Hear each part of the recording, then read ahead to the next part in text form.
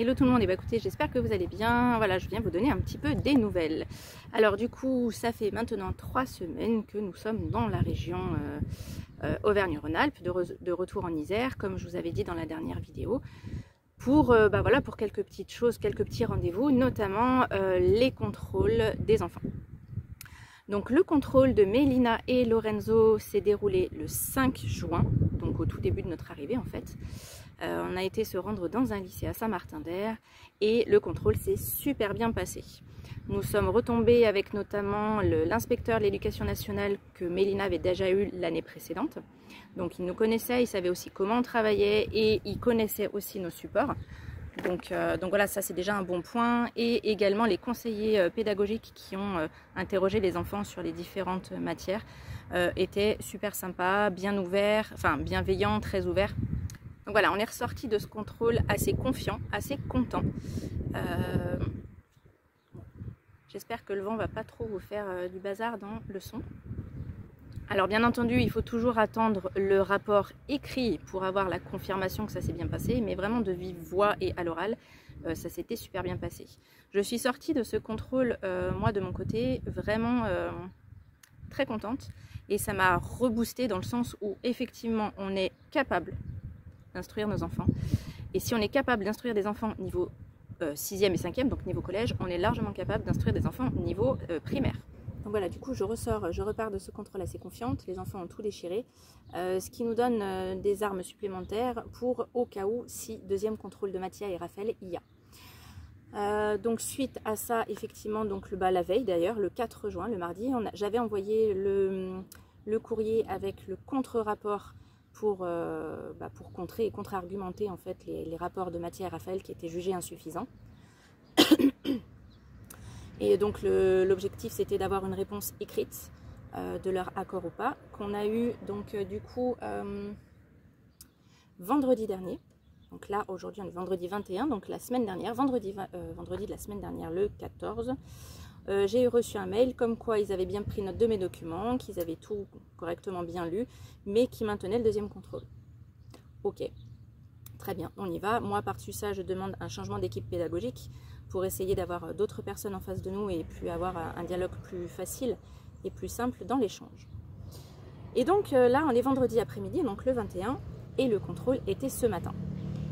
Donc on ne savait pas trop comment ça allait se passer, on voulait mener le contrôle nous.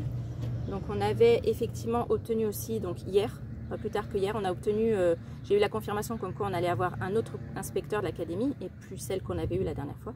Par contre, pas de nouvelles concernant la conseillère pédagogique. Ce matin, on s'est pointé donc avec les deux garçons, l'inspecteur de l'académie qui nous avait demandé de venir un peu plus tôt. Bon, lui, il avait déjà 5 minutes de retard. Et la conseillère pédagogique est arrivée à la ramasse, donc en retard aussi. Bref. Et elle, c'était la même que la dernière fois. Elle a commencé tout de suite, parce que Mathia était en train de parler d'un de ses projets de sciences et il expliquait. Et elle a commencé tout de suite en disant « Oui, mais ça, c'est pas au programme, c'est du n'importe quoi, c'est pas attendu. » Je l'ai recadré tout de suite en disant « Attendez, stop. En IEF, on n'est pas tenu de suivre les programmes de l'instruction famille. Et donc, du coup, nous, on laisse suivre les enfants suivant leur intérêt. » Oui, mais bon, bref. Moi, j'ai recadré tout de suite avec la loi et nos droits. Et c'est ce qu'il faut faire, en fait. C'est qu'il faut montrer que on a des droits et qu'il faut qu'ils les respectent. Ils avaient préparé, cette fois ils étaient bien préparés effectivement, elle avait préparé tout un tas de fiches copie double avec plein de questions, d'exercices pour les enfants. Donc c'était largement plus structuré de leur côté pour cette fois. Les garçons sont passés l'un après l'autre, j'étais à côté et j'ai aidé les enfants, je les ai guidés par rapport à ce qu'on savait faire et comment il fallait les guider pour les amener à la réponse. Ça a été d'abord Raphaël, ça a été ensuite Mathia. Alors bien entendu, ils ne font pas tout juste, on est bien d'accord, ils font encore quelques fautes d'accord, de choses comme ça, notamment en français. Mais ils ont répondu à toutes les questions. En maths, ils ont très bien vu qu'ils se débrouillaient très bien. Ils ont posé des questions du style, à Mathia surtout, quelle est la devise de la France, l'hymne national, etc. Bon, bref, ça leur a fait plaisir de poser des questions comme ça. Donc le but c'était voilà qu'on fasse que ce contrôle se passe. Ensuite ils devaient se retrouver quelques minutes pour délibérer et nous donner la réponse de savoir si on pouvait effectivement envisager un suite de l'instruction en famille. Donc à la fin de tous les exercices on est sorti 3 minutes, ils sont parler entre eux. On est revenu de notre côté.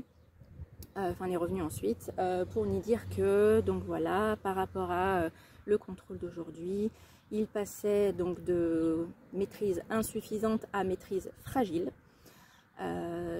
Ils ont très bien vu qu'il y avait une maîtrise des maths, qu'on avait mis des choses en place supplémentaires par rapport à leurs conseils suite au premier contrôle. Donc ça, ils étaient très contents. Mais en français, vous voyez, c'est compliqué parce qu'ils ont une écriture assez lente et que bah, visiblement, ça justifie tout le reste. Donc je leur ai demandé s'ils allaient rectifier les choses fausses dans le premier rapport, comme par exemple le fait que Raphaël n'a pas de relation sociale alors que les autres en ont. Voilà, bon, je ne sais pas trop ce que ça va donner. J'ai voulu aussi tenter l'approche de, par contre, là où vous avez écrit que les supports qu'on a amenés étaient quasi peu remplis, alors que c'est totalement faux. L'inspecteur s'est embarqué dans un truc pour dire oui, mais vous savez, en attendant plus de production d'écrits, oui, mais attendez, la production d'écrits, on l'a fait, il y a tous les supports qui sont remplis. Oui, mais il y a des règles à revoir, des accords qui ne sont pas encore... Bref, il s'est embarqué dans un truc.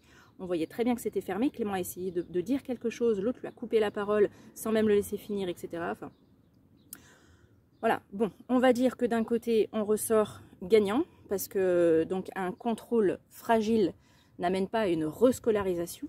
Donc, on peut continuer et poursuivre l'IEF en toute tranquillité, je vais dire.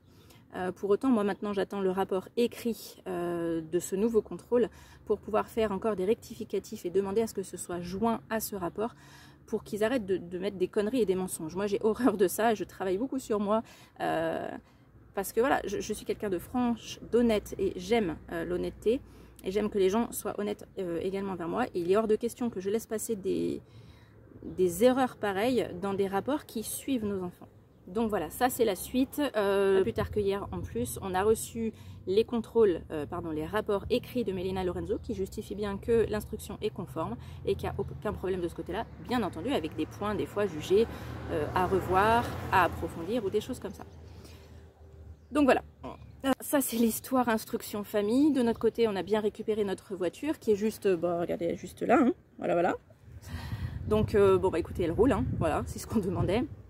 Entre temps, on a pu récupérer notre autre voiture familiale, donc une Chrysler, ça fait plus d'1 an qu'elle est en réparation. Ça a été aussi une étape assez intéressante de ce côté-là. Bref, je vous passe les détails. Et donc, en principe non, ça va être le cas. Le retour est prévu pour lundi 24, donc nous remontons avec les 2 voitures en Bretagne. Ça va faire du bien de rentrer, de retrouver son petit chez-soi, même si effectivement c'est pas chez nous clairement, mais voilà, on va retrouver notre petit coin, on va retrouver notre camion, on va pouvoir reprendre les travaux, parce que mine de rien, ça fait encore 3 semaines qu'on l'a mis en pause, plus la semaine du mois de mai, enfin à ce rythme-là, si on n'arrête pas d'être interrompu, ça va être compliqué et on va avoir du mal à avancer. Donc voilà, on va pouvoir reprendre les travaux, on a pu réserver le lambris qui va nous servir à commencer l'habillage des murs sur le rez-de-chaussée. On regarde aussi pour l'installation de cuisine, on commence à se pencher aussi sur les rendez-vous Caligaz ou Veritas pour tout ce qui est contrôle qualité installation de gaz, dans l'objectif de faire passer le camion en SRSP, donc l'équivalent du VASP pour les bus, les vannes, les choses comme ça, les caravanes, les camping-cars. Nous c'est SRSP, semi-remorque spécialisée. Donc ça va être encore une belle étape, mais c'est une autre histoire. Et donc ça, on vous racontera la suite plus tard. Voilà pour aujourd'hui, c'était vraiment les petites nouvelles de l'avancement un petit peu de ce qui se passait pour nous. Et puis bon, on se retrouve très bientôt. Voilà, si vous voulez savoir la suite et savoir comment on avance pour la suite, n'hésitez pas à vous abonner, à partager, à liker, à commenter. Faites-nous part un petit peu de... Voilà, faites-nous des petits commentaires, ça fait toujours plaisir de voir qu'il y a du monde qui nous suit et que vous êtes dynamique. Et bien écoutez, je vous souhaite une belle fin de semaine et je vous dis à très bientôt. Ciao, ciao!